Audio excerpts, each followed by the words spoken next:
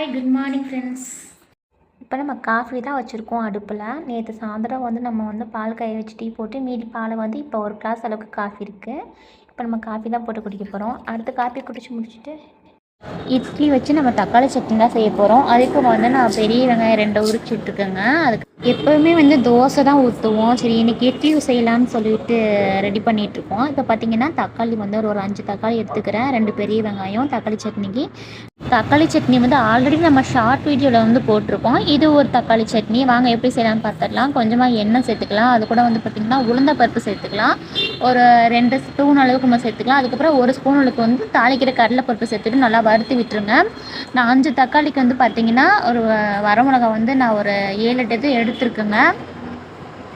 அதையும் ரொம்ப காரமாக தான் இருந்துச்சு. நான் காரம் கொஞ்சம் அதிகமாகவே சாப்பிட்றனால தான் அதிகமாக சேர்த்துக்கிட்டேன்.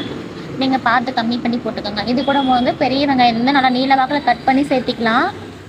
நெக்ஸ்ட்டு பார்த்திங்கன்னா தக்காளி நம்ம போட்டுட்டு உப்பெல்லாம் போட்டுட்டு நல்லா வதக்கி விட்டுட்டு நல்லா ஃபேனில் ஆற வச்சு எடுத்துடலாங்க அரைக்கிறதுக்கு. இப்போ இட்லி ஊற்றியாச்சுங்க. இட்லி நம்மளுக்கு ரெடி ஆயிடுச்சு. நெக்ஸ்ட்டு சட்னி நம்ம அரைச்சாச்சுங்க. வாங்க சாப்பிட்லாம். ஃப்ரெண்ட்ஸ் பிடிச்சா லைக் பண்ணுங்கன்னா நம்ம சேனல் வரைக்கும் சப்ஸ்கிரைப் பண்ணுங்கள். பாய்.